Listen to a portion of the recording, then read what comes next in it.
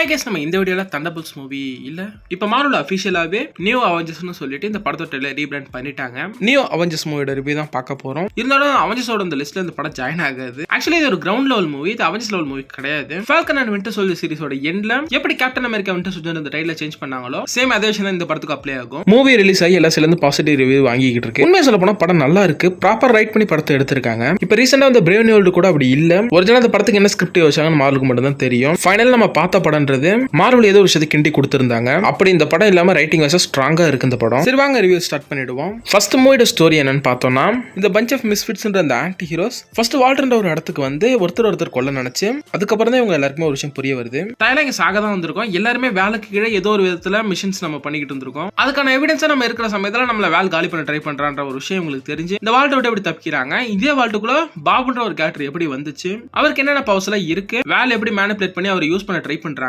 அது வேலுக்கு பேக்லாஷ் அமைஞ்சு சென்ட்ரி வாய்டாவும் மாறிடுறாரு. வாய்ட் என்டர் நியூயார்க்கு கவரும் பண்றாரு. இந்த பஞ்ச் ஆஃப் மிஸ்ஃபிட்ஸ் எப்படி ஒன்னு சேர்ந்து ஃபர்ஸ்ட் ஒரு டீமாவும் அடுத்து ஒரு ஃபேமிலியாவும் மாறி வாய்ட் எப்படி இவங்க கண்ட்ரோல் எடுத்து பாபா ரிட்டர்ன் கொண்டு வர போறாங்க, நியூயார்க் மக்களையும் நியூயார்க்கு எப்படி காப்பாற்ற போறாங்கன்றதான் என்டர் படத்தோட கதை. அப்படியே படத்தோட ஆக்டர் அண்ட் ஆக்டர்ஸோட ஆக்டிங் சைடு வந்தோம்னா, படத்தில் நடிச்ச மோஸ்ட் ஆஃப் ஆக்டர்ஸ் அவங்களோட ரோலை ரிப்ளேஸ் தான் பண்ணிருக்காங்க. ஆல்ரெடி இந்த கேரக்டர்ஸ் அவங்க ப்ளே பண்ணிட்டு இருக்காங்க, வெல்டனா தான் ப்ளே பண்ணிருக்காங்க. அதுல எந்த ஒரு குறையுமே இல்ல.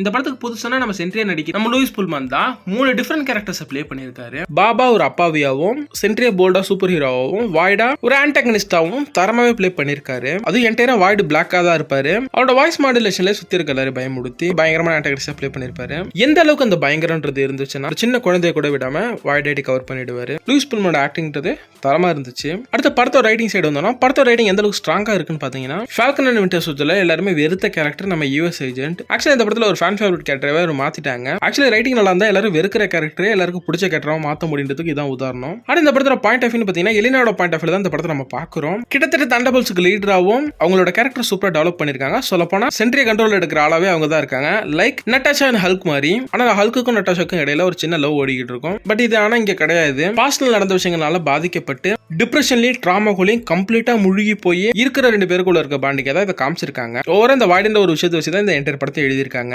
எல்லாருக்குள்ள இருக்கிற டிப்ரெஷன் அண்ட் ட்ராமா இதை சுத்தி தான் இந்த படத்துல இருக்க எல்லா கேரக்டர்ஸுமே இருப்பாங்க. ஏதோ ஒரு விதத்துல சின்ன வயசுல எல்லாருமே பாதிக்கப்பட்டிருப்பாங்க. இதனாட்டி பட் அதுல இருந்து இவங்க எல்லாருமே எப்படி ஓவர் கம் பண்ணி வராங்கன்னு சூப்பராவே ரைட்டிங் வைஸா காமிச்சிருக்காங்க. அடுத்த இந்த படத்துல வாய்டுன்ற அந்த கேரக்டரை காமிக்ல இருந்து டிஃபரெண்டாவே ரைட் பண்ணிருக்காங்க. டிப்ரெஷன் அண்ட் ட்ராமாக்குள்ள வாய்ட் ஐடி கவர் பண்ற மாதிரி. அடுத்து நம்ம ரெட் கார்டியன் இந்த படத்துல ஒரு காமிக்கல் ரிலீஃப் ஆகும். அதே சமயத்துல ஒரு ஹீரோவா மக்கள் முன்னாடி ஆக ட்ரை பண்ணிட்டு இருக்க ஒரு சூப்பரான கேரக்டராக காமிச்சிருக்காங்க. அவரை நம்ம டேவிட் ஹார்பர் ரெட் கார்டியனா சம எனர்ஜெட்டிக்கா தரமா சூப்பர் ஃபன்னா ப்ளே பண்ணிருக்காரு இந்த படத்துல. ஆக்சுவலி இந்த ரோல்ல இந்த மனுஷன் வாழ்றாருன்னு சொல்லலாம். அடுத்து இந்த தண்டர்போல்ட்ஸ் டீமுக்கு ஹீரோக்கு மூமெண்ட் அழகா எழுதியிருந்தாங்க. மக்களே இவங்க எல்லாரும் ஹீரோஸ் அக்செப்ட் பண்ற மாதிரி. படத்துல கிட்டத்தட்ட வாய்டை இவங்கள்ட்ட எதுவும் பண்ண முடியாத ஒரு நிலைமையில வாய்டிட்டு இருந்து இடிஞ்சு ஒரு பில்டிங் இருந்து மக்களை இவங்க காப்பாத்துற அந்த சீக்வன்ஸ் உண்மை நல்லா இருந்துச்சு. ஏன்னா ரீசெண்ட் டேஸ்ல அந்த சூப்பர் ஹீரோ படங்கள்ல இந்த மாதிரியான ஒரு சீக்வன்ஸ்ன்றது இவங்க இப்ப அமைக்கிறதே இல்ல. பில்டிங்ஸ் எல்லாம் அடிச்சு நேரம் ஒரு சீக்வன்ஸ் கொடுத்து ஹீரோ வர்சஸ் வில்லன்ற ஃபைட் நடக்கும். அதான் கிட்டத்தட்ட நம்ம ஒரு டெக்கடா பாத்துக்கிட்டு இருக்கோம். அதுல இருந்து இந்த ஒரு சீன் நல்லா இருந்துச்சு. இந்த மாதிரி நல்ல ரைட்டிங்ல படத்துல நிறைய இன்ட்ரெஸ்டிங்கான சீன்ஸ் அமைஞ்சிருந்தது. ஓவரால் படத்தோட ரைட்டிங்ன்றது ஸ்ட்ராங்கா இருந்துச்சு. அடுத்த படத்தோட action and stunt sequence side வந்தோம்னா 2ல இருந்து 3 ஆக்ஷன் சீக்வன்ஸ் இருந்திருக்கும். அது எல்லாமே தரமா இருந்துச்சு. ரொம்ப லிமிட்டடான ஆக்ஷன் சீக்வன்ஸ் என்டையரா ஸ்டோரி ஃபோக்கஸ்டா போற ஒரு படமா இருந்துச்சு. அடுத்து என்டையர் படத்துலயுமே விஎஃப்எக்ஸ் அண்ட் சிஜின்றது டாப் நாச் ஒர்க்கா இருந்துச்சு. எங்கேயுமே பிசுறு அடிக்கல. ப்ரீவியஸ் மார்வல் மூவி அண்ட் ஷோவான Brave New World and Born Again ரெண்டுலயுமே சிஜி விஎஃப்எக்ஸ்ன்றது பிசுறு அடிச்சது. ஆனா இந்த படம் அப்படி இல்லாம டாப் நாச் ஒர்க்கா இருந்துச்சு. இந்த படத்துல நிறைய விஷயத்தை அவங்க பிராக்டிகலா எடுத்திருக்காங்க. இதே ஃபேஸ் வால் அந்த மார்வல்ல ஒரு சின்ன பொருளை கூட சிஜில கிரியேட் பண்ணிக்கலாம்னு சொல்லிட்டு போயிடுவாங்க. மார்வல் ஃபேஸ் வால்ல வாங்கின அடி நிறைய தெரிஞ்சிருக்காங்க. எப்பொழுதுமே பிராக்டிகலா பண்ணி சிஜி அண்ட் விஎஃப்எக்ஸ் வச்சு அதை என்ஹான்ஸ் பண்ணும்போது படமே நம்ம லைவ்லியா வரும். அதுக்கு பெர்ஃபெக்ட் எக்ஸாம்பிள் அயன் மேன் ஒன்னு சொல்லலாம். அடுத்து இந்த படத்தோட டோன்னு பாத்தீங்கன்னா ஆஸ் யூசுவல் கலர்ஃபுல் மார்வல் படம் இது கிடையாது. படம் கிட்டத்தட்ட அந்த டார்க் டோன் டச் பண்ணியே போகும்னு சொல்லலாம். இது ஃபேமிலியோட பாக்குற படமான்னு கேட்டீங்கன்னா அபிஷா ஃபேமிலியோட பாக்குற படம் தான். என்டையர் மென்டல் ஹெல்த்தை பத்தி பேசுற இந்த படம் அடல்ட்ஸ்க்கான படம் மாதிரி தான் இருக்கு. இது கிட்ஸ்க்கான படம் இது கிடையாது. ஏன்னா இந்த படம் பேசுற விஷயம் சின்ன பசங்களுக்கு புரியாது, பிடிக்காது. அவங்க அடல்ட் ஆகும்போது இந்த படம் புரியும், அதே சமயத்தில் அப்போ பிடிக்கும். அடுத்து இந்த படத்துல டேரக்டரோட டச் அண்ட் விஷன் ரெண்டுமே இருக்கு. மோஸ்ட் ஆஃப் த எம்சியூ படங்களை நீங்க டேரக்டர் டச்சை பார்க்க முடியாது. மார்வலுக்குன்னு ஒரு ஃபார்முலா இருக்கு. அதுதான் இந்த டேரக்டர்ஸ் வந்து படம் எடுத்து கொடுத்துட்டு போகணும். ஆனா அதுல இருந்து இந்த படத்தோட டேரக்டர் ஜாக் ஸ்ட்ரேயர் தப்பிச்சிட்டாரு. மார்வல் ஏதோ இவருக்கு ஃப்ரீடம் கொடுத்துருக்காங்க. அதெல்லாமே ஒரு நல்ல டேரக்டரும் கூட இந்த படத்தை உண்மையை நல்லா எடுத்திருக்காரு. ஓவராலா பட சைடுல இருக்க எல்லா பாசிட்டிவ் நம்ம கவர் பண்ணியாச்சு. இப்போ அப்படியே நெகட்டிவ் சைடு போனோம்னா, இந்த படத்துல கம்ப்ளீட்டா வேஸ்ட் பண்ணி கொல்லப்பட்ட ஒரு கேரக்டர் இருக்கு. அது யாரும் உங்களுக்கு நல்லா தெரியும், டாஸ்க் மாஸ்டர் தான்.